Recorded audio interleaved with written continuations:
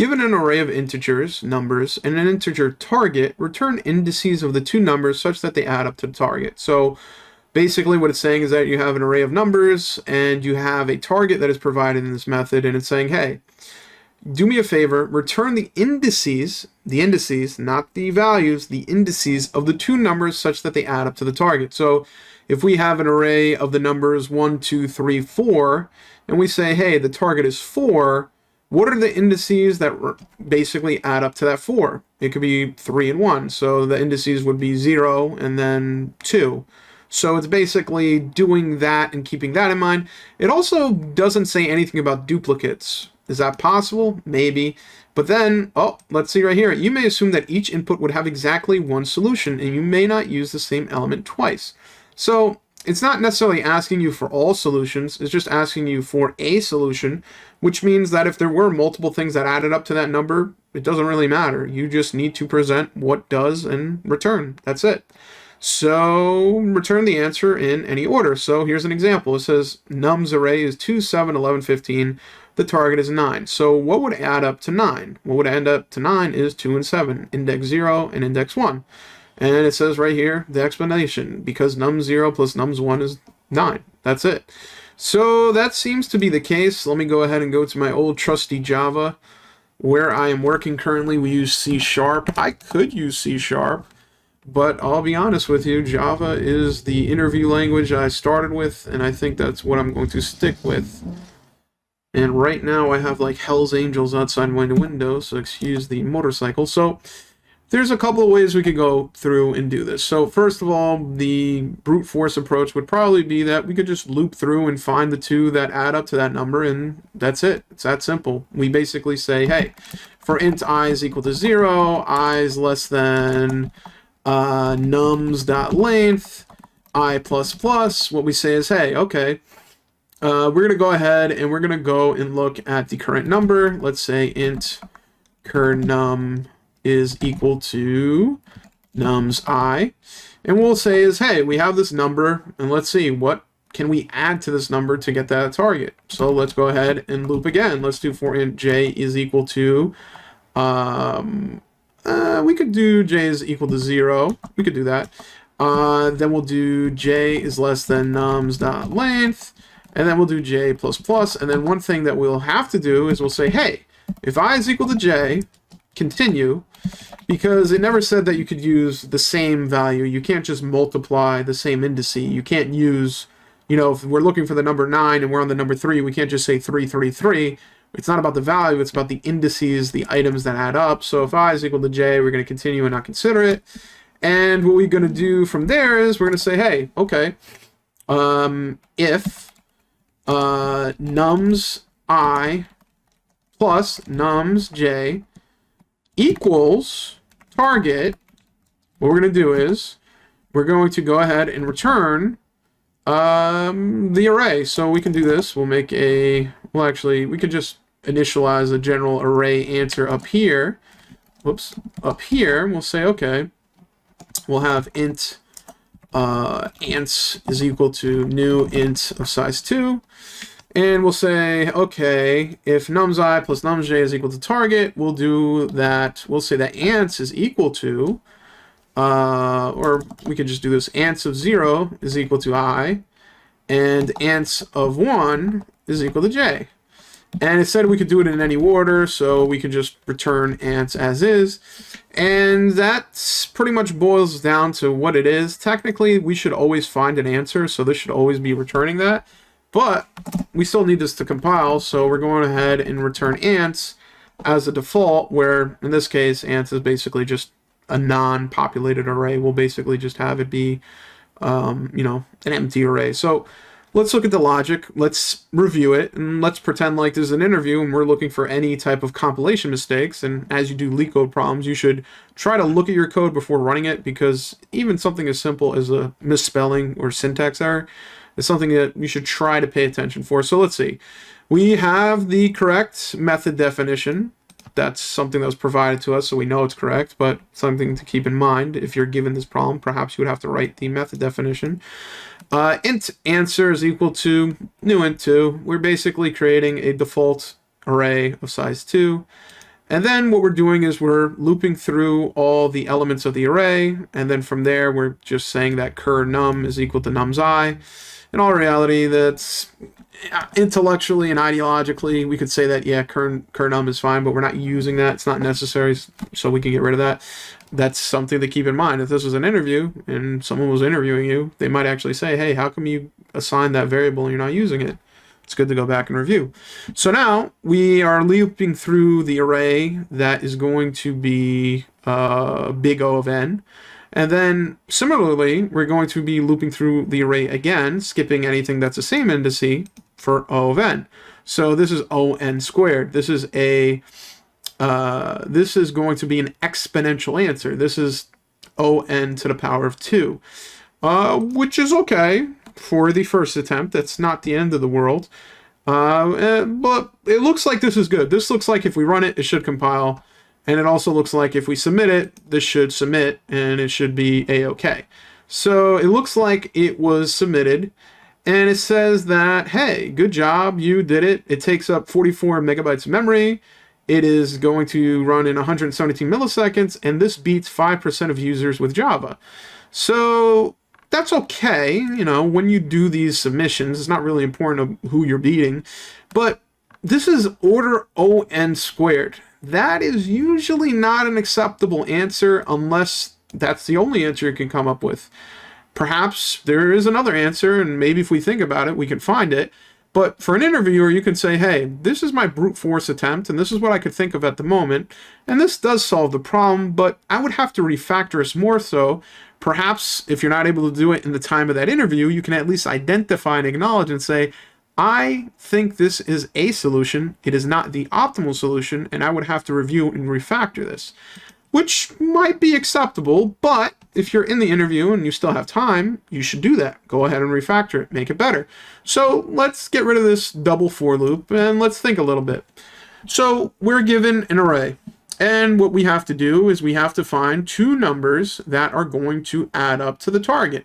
Now, the thing is, we have a situation where we're looking at the array twice. We're first getting a number and then looking forward for that number, and we're basically trying to find it in that list. And if we don't find it, we then do it again, and that makes it O n squared.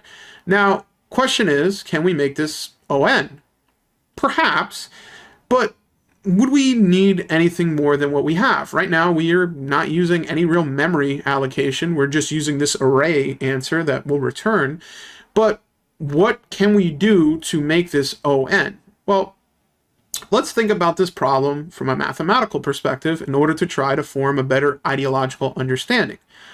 We're given a list of numbers, and we're given a target to find two elements that add up to the target. Now, let's think. What exactly is target? Target can be, in this certain type of scenario, think of it as x, the unknown variable. And then we have multiple values that potentially could be target. Now, here's a question. How can you express target if you knew a value? Let's just say that you know that you're looking at 3. So target is equal to 3 plus a number is equal to target. Let's think about this in algebraic terms. 3 plus x is equal to target. Okay, well, that means x is equal to target minus 3. So now we can restructure this problem to say that I'm looking for target minus 3. You're looking for target minus 3. Now, this is very interesting and very important to point out. You know what you're looking for. What are you looking for? Target minus 3. Now, the question becomes, does target minus 3 exist? Yes or no? That's where you can use a cache to answer that question. So the question becomes, I am this number. What number added to me is equal to target? But more specifically, what number is it where it is equal to target minus me? So there's different ways you can format this. It's technically the same. X plus a number is equal to target. X is equal to target minus a number. It's basically how you represent it for yourself. in order to make it more sensible.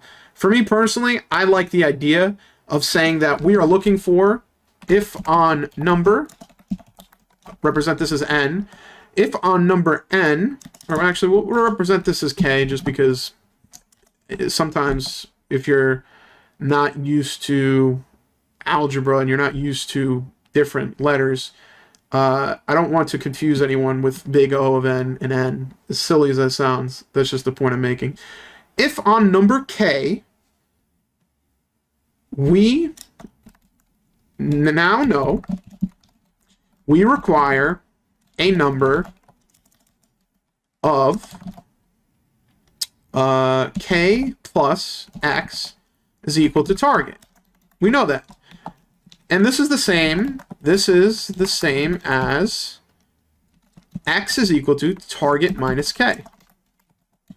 Now, the reason why this is important is because mathematically speaking, this is substitution. And if you know anything with algebra, if you know anything with calculus, when you are given multiple unknowns, it is very, very favorable to boil down the unknowns to as few unknowns as possible. So as we go through this array, what ends up becoming unknown is just the additive number. So we have 1, 2, 3, 4, 5. It can get very confusing. It can be very dangerous to look at the array as a whole structure and say, whoa, we have 10 numbers. How do I figure? Look at it on a case-by-case basis as you go through the loop. If you start off with 1, you have 1 plus a number is equal to target. You have a number is equal to target minus this number.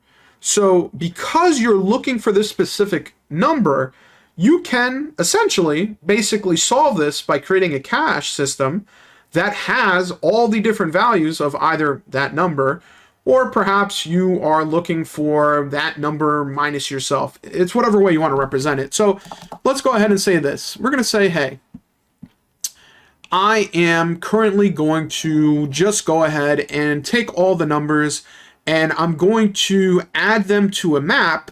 And what this map is going to do is it's going to be the value mapped to the indice, and that's it. And this will be an O(n) time, and it'll be something we can use. So let's go ahead and say for int I is equal to 0, I is less than nums.length, I plus plus. And by the way, one thing to mention here is that it's very important that you can segment your work. So what I'm about to do is go through and do a for loop. And at the same time, I may use another for loop after this, but it's separate. It is O(n) plus O(n), which is still linear. So it's something to keep in mind that when you're doing this, don't just keep making loops within loops. Try to see if you can segment this, or at the very least, break the problem apart where right now, all I'm doing is just taking the value, placing it as the key in a map, and its value is then going to be the indices. Now, here's the question. Here's the thing, right? Very careful. Let's be clear here. What does this problem say when it comes to the description? It simply says, given an array of integers, nums, and an integer target, return indices of the two numbers such they add up to target. You may assume that each input would have exactly one solution, and you may not use the same element twice. Wait a second. Let's repeat that. You may assume that each input would have exactly one solution, and you may not use the same element twice. So what is that saying? You can't use the same array index twice. So if we are trying to add up to the number 6 and we're on array index 3, you can't use yourself twice. But here's a question. Let's look at the constraints. Nums.length are between 2 and to the power of 10 to the 4. Nums of I are between negative and positive integers. The target is between negative and positive integers. Only one valid answer exists. Very interesting. Only one valid answer exists. That's fine. There's nothing wrong with that. But can you potentially see a problem with the solution I'm proposing with the constraints that we have in place? I said I'm going to go through this map and I'm going to take all the values and I'm going to place them into a map, and the key will be the value and the value will be the index. Pretty straightforward, right? Let's do that, but keep in mind that there is an edge case that will make this fail, and if not identified, will affect the answer, but You're at least trying, and you are refactoring, so let's go through this. So as we go through, we're going to make a map. Specifically, we're going to make a hash map. A hash map has constant time insertion, constant time gets, and it's a pretty good idea to use a hash map as opposed to a linked hash map because it's not necessary. You wanted to go with what's as fast as possible. So let's go ahead and say map. We'll do this int. We'll just name this number cache is equal to new hash map. And by the way, this might sound like a dumb statement, but when you're doing interviews, you might get really crappy IDEs where syntax matters. So you might actually end up doing something like I did right here, where this is not correct because you need to use classes in Java. You can't use primitive types. It may or may not tell you that, but it's something to keep in mind. And also there's certain IDEs where you'll have something like this where it'll say map goes to hash map, which is fine, but sometimes it'll brick its mind and the IDE will have like a hissy fit because you did that. So it's something to keep in mind that sometimes it's better to be very explicit with what you're writing. Now what I want to do is I want to simply just say, okay, number cache dot add. What do I want to add? I want to, is it add or put in Java? I think it's actually put. Number cache dot put. I'm going to put the value, which is nums I, and then I'm going to put the indices. And there we go. Now I have a map, and this map is basically going to have all the different values and all the different indices. And then what I'm going to do is I'm going to make another for loop. I'm going to say for int I is equal to 0, I is less than nums.length, I plus plus, and now at this point in time, I know all the numbers in this map. I know the indices for that number, and I can use it as a historical lookup to find the answer. So if I say, hey, I'll say, let's say int what is needed is equal to target, and by the way, it's implied here that the idea being that your target should be larger than what you're looking for because this is adding up to that. But because target could be a negative number, it's potentially possible that it is a negative number. But regardless, your idea here is that target is going to be minus this number, nums I. And target minus nums I is the value that you're looking for that if added to nums I would make target. So what we're going to say is, hey, I need what is needed. What is needed is target minus nums I. So I ask myself a question, hey, if number cache dot get what is needed doesn't equal null, right? If it exists, basically, great. We just found the solution. We just figured out that we're at the point in time where we say, hey, this is great. We have it. Here we go. Ants I is equal to nums, or actually I, and then, or actually ants 0, because this is just a 2 size array, and then ants 1 is equal to number cache, let's fix this spelling mistake, number cache dot get what is needed. And that this is what will return the index. And then we simply return ants. And that's it. This is a valid solution with an edge case that will make it fail. Let's run this. What is this test data here? The test case is 271115. So let's run this. I think this should work. It's been a while since I used Java. I think number cache.put is correct syntax. If it's not, I'll fix that. And I think number cache.get is correct syntax. If not, I'll fix that. Hopefully, if you're doing an interview and it's not in a compiler like this, your interview won't be so... Oh, that's a mistake, actually. Int I is equal to 0. Okay, let's run... Ooh, we got the wrong answer. Let's see. Output 0, 0. That's actually pretty interesting. Oh, wow. That's actually something that I forgot to mention. So, as I was mentioning earlier, what we are looking for is,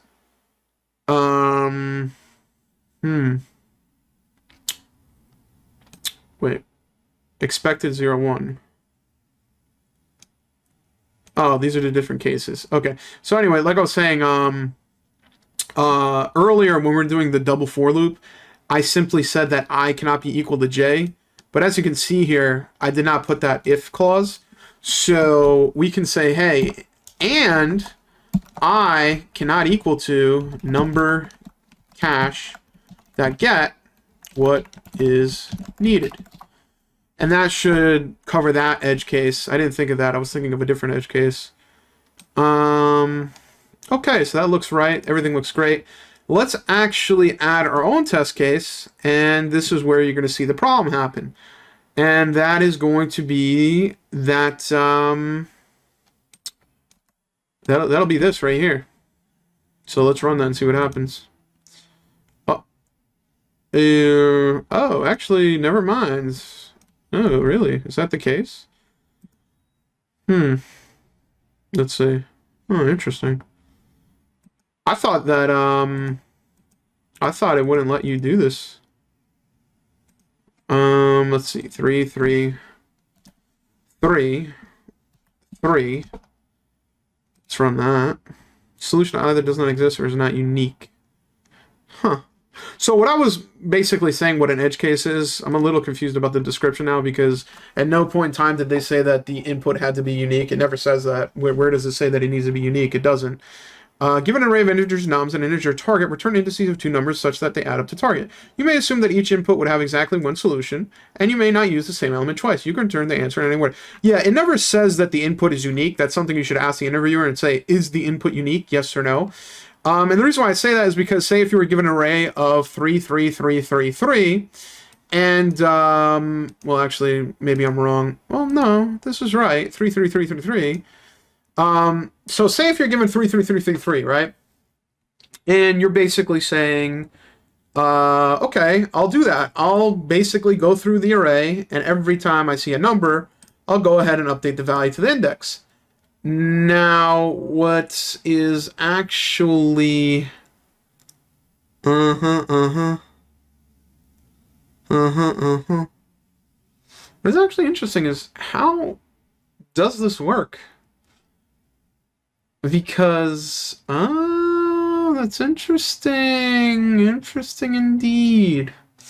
Wow, I didn't even think of that. So let's rewind a little bit. I said that there was an edge case to this solution. There is, but technically it doesn't matter. When you're using a map in Java or most constructs, a map is a single value and a single key. What happens if the array is 3, 3, 3, 3? We have a situation where we have the value 3 being repeated multiple times. So let me ask you the question. Value 3, where is its index? 0, 1, 2, 3. What will its value be in the map? The value in this map, it will be whatever it last was. Because we're not safeguarding against that. We're not saying, hey, by the way, you have to be careful here because we are basically at a situation where we've already seen this number, and by putting that value for the index, we're overwriting the index.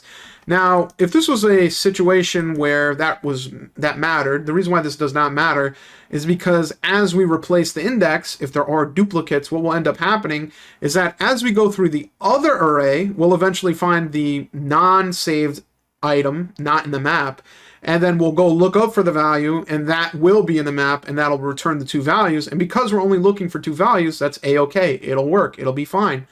But if we're looking for 3 values, which is possible, there's a problem that does that, that's where you're going to run into issues. That's where you're going to have to consider, oh, wow, I need more than one index. Perhaps what I need to use is a set.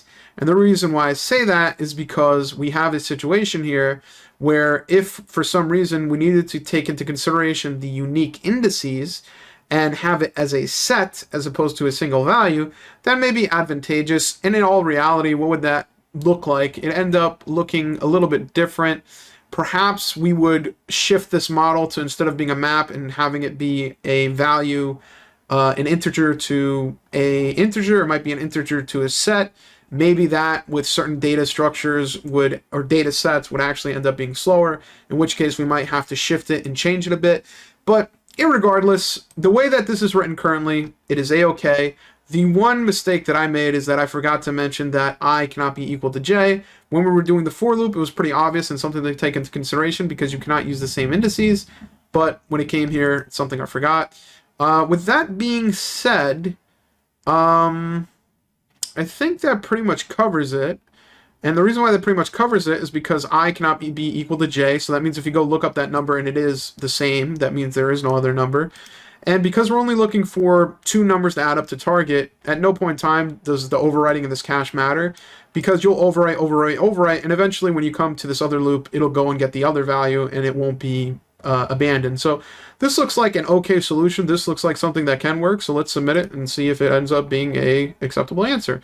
And there we go. It actually was, and it looks like it's faster. We know it's faster because our old solution was on squared. Our current solution is going to be on because we're doing on iterations in this loop, and then we are doing on iterations in this loop as well. And remember, this is where it's important to remember certain operations of data structures. If you don't remember it, you can Google it. Get from a hash map is constant. Put in a hash map is constant. That is why the hash map is very powerful. That's why it's very useful, and that's why something like this is very interesting. And also, keep in mind, it's not just about the algorithm, but also the problem approach. How did we approach this problem? We approached this problem by first saying that, hey, target can actually be expressed as target minus a number is equal to x. And then we said, hey, if only we knew what that number was. Well, how would you know what the number is? You have an array. You have a list of numbers that you have no idea what they are. Well, how can you know? By iterating through the array. Now, the next part is, we iterated through the array. We know the numbers, but how do we save this for next iteration that is also on, that we could get it instantly? Use a cache. By using a cache, we have a memory system that keeps a historical log of all the different numbers we've seen and what their indices are. And because we already did that first iteration, we don't need to do the double loop. We simply need to do a separate loop. And in the separate loop, a quick lookup will give us the value that we need, and it will not take on square time. It will take on time. So this is the two approaches that I would do. If I was in an interview, I would say that this is an acceptable answer because I was giving linear time. Is there an on log n solution to this? Maybe. Do I know it? No. Am I going to sit here and try to rack my brain over getting the most optimal problem for the most common LeetCode problem? No, I'm not. I'm going to move on to the next problem because if I ever get an interviewer where I give them the brute force approach and then refactor it to give them linear time, and they have the gall to tell me give it in log n time, and unless it's obvious, and obviously different people have different ideas of what obvious is, that interviewer is basically looking to fail you, and at that point in time, there's not much you can do. Even if you're perfect, they're going to find a reason why they don't like you. So that's pretty much it for this problem. That is the problem and the solution. First, we came up with the brute force approach, and then we looked at the more optimized linear approach. And again, it's very important to read the problem description. When you're in an interview, it's very important to ask the interviewer follow-up questions. I'm also a little confused. Well, not really confused. I was confused by saying that the list of arrays were, non-unique and why that solution worked. And the reason why it worked is because, as I explained, as we go through the first loop, it'll take whatever the last index was for that number. And as we go through the other loop, if there are two numbers that add up to that, it will get the coverage. It will see that number. It'll go and check the cache, and the cache will show whatever the last number was and whatever the index is. And you'll get the answer. It ends up working, ends up being a great solution. And I'd say that this is perfectly fine. And also, just to keep in mind, if you wanted to, target minus nums I could be the item that you keep in the cache if you wanted to do that. Because in all reality, you could just have what is needed be in the cache, and you could ask the question, hey, I have nums I. What is needed could be the value. So what you could do is you could say, okay, I have nums I, and I need this value, and you can go get it. That's what we're doing here. We're saying, hey, this is what is needed. Where is it? But at the same time, you could also have it in the first one where you have target minus nums I, and what you'll say is, hey, you know what?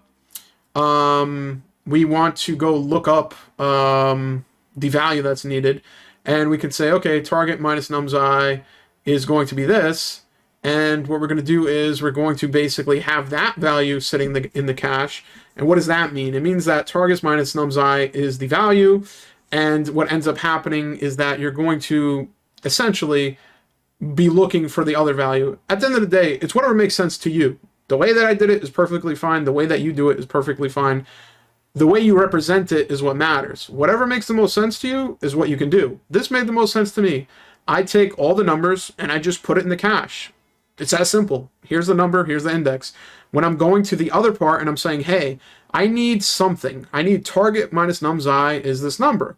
Well, okay, here you go. Here's the value right here. It's in the cache. Now, if you want to represent this differently, you can. And at the end of the day, if you think about it, it's essentially the same approach. Nothing really changes. It's still ON. It's still using a hash map. And it's pretty much up to you, the way you want to approach it.